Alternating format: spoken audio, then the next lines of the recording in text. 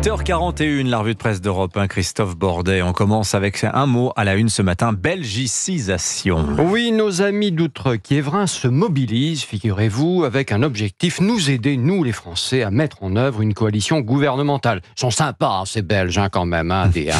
Bon, alors c'est vrai que nous ne sommes pas du tout habitués aux coalitions, et ce n'est pas du tout notre culture, chacun le sait. Dans le journal Le Soir de Bruxelles, on découvre ainsi, écoutez bien, un petit tutoriel des gouvernements de coalition à l'usage des Français. Alors c'est vrai que nos amis belges, pays fédéral, sont habitués aux coalitions et autres accouchements difficiles, puisqu'il leur a fallu jusqu'à, tenez-vous bien, 541 jours pour constituer un gouvernement, un record mondial. Bref, le principal conseil distillé par le journal Le Soir: trouver un arbitre pour faire dialoguer les uns avec les autres. En Belgique, ce rôle revient au roi qui désigne une sorte de grand sage, ancien ministre, ancien président d'assemblée par exemple, chargé de dégager un compromis. Alors bon, merci les Belges, mais nous, le roi, on lui a quand même coupé la tête il y a quelque temps. Aujourd'hui, son équivalent, j'ai envie de vous dire, c'est Macron. Donc évidemment, ça ne va pas le faire. Mais ça veut dire quoi, Christophe, que l'idée d'une coalition à la française ne verra pas le jour ? Si l'on en croit le politologue belge Pascal Delouit, interrogé par l'Express, en l'état actuel des choses, la France ne s'en sortira pas sans une révision en profondeur des institutions de la Ve République. La France est un pays unitaire, centralisé, à la différence de la Belgique, royaume fédéral composé de gouvernements régionaux aux pouvoirs étendus qui font tourner le pays même par temps de crise. Alors justement, les patrons français sont très inquiets de voir arriver aux commandes le nouveau Front populaire. Le programme du nouveau Front populaire serait fatal pour l'économie française, estime le patron des patrons, Patrick Martin, dans Les Échos ce matin. Le président du MEDEF dénonce pêle-mêle la hausse du SMIC à 1 600 € voulue donc par le nouveau Front populaire, l'abrogation de la réforme des retraites, le retour de l'impôt sur la fortune. Halte au slogan de campagne, s'exclame-t-il. Certes séduisant, mais dangereux. Il appelle la gauche à ne pas s'affranchir des réalités économiques du pays. Justement, dans la série « Comment faire prendre des vessies pour des lanternes ?», ce dessin à la une du journal L'Opinion ce matin. On y voit un Mélenchon sur scène, face à une foule compacte, regard profond, mains tendues, déclarant « Vos paupières sont lourdes » ou « Comment endormir les Français façon Mesmer, le célèbre hypnotiseur ». Ce à quoi Nicolas Bétou répond dans le même journal « Réveillez-vous, le nouveau Front populaire ne pourra pas gouverner. Quand allez-vous cesser de gober le scénario rouge vif que vous vend Jean-Luc Mélenchon et sa cohorte de petits chefs galvanisés par l'odeur du pouvoir ? Non, le nouveau Front populaire n'a pas gagné les élections. Non, dit Bétou, il ne peut revendiquer le droit à diriger un gouvernement. Au mieux, cette gauche est arrivée première en nombre d'élus, mais elle est loin de la majorité absolue et loin du nombre de voix obtenues par le RN.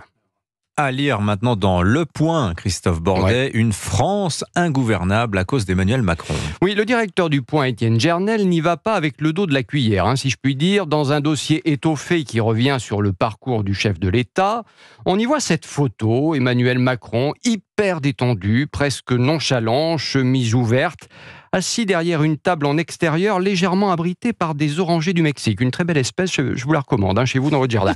Étienne Gernel se rappelle avoir entendu le président reprocher à ses prédécesseurs de ne pas avoir le sens de l'histoire, le sens du tragique.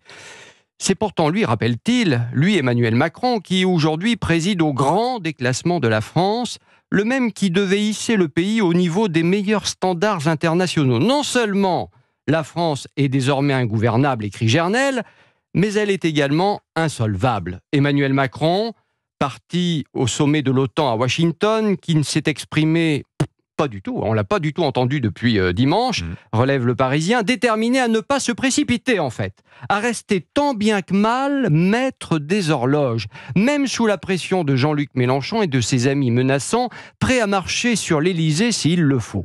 Pour sa défense, un proche du chef de l'État ouvre les livres d'histoire et rappelle à toutes fins utiles qu'en 1936, la victoire du Front populaire avait eu lieu le 3 mai.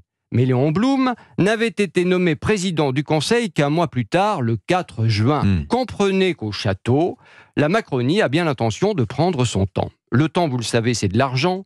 Le mouvement du président Ensemble Renaissance paie cash son échec aux législatives. Une bonne centaine d'élus en moins égale 8 millions d'euros de subventions perdues, raconte Le Figaro, qui a fait les comptes. Pour le RN, c'est le jackpot. 124 élus, ça correspond selon le quotidien à une quinzaine de millions d'euros bientôt versés dans les caisses du parti de Jordan Bardella. Pour rappel, chaque voix rapporte un peu plus d'1 euro. Plus vous obtenez de suffrages, plus la tirelire se remplit.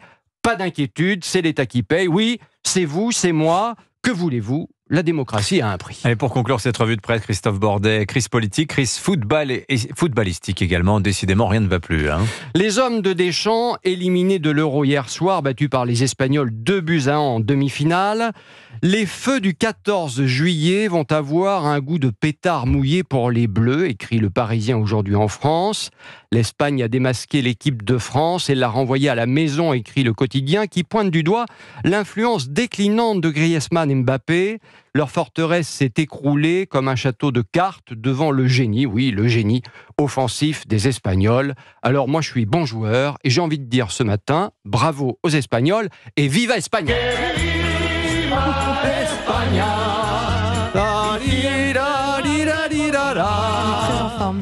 Vous n'êtes pas rancunier, Christophe Bordet. Non, pas du tout. Bon, on leur souhaite de gagner le titre maintenant aux Espagnols et à leur flamboyant jeune génie de 16 ans, Lamine Yamal. Et alors, il avait fait la même chose en demi-finale au U17 l'année dernière, un but incroyable. À 15 ans, ouais. Il est spectaculaire.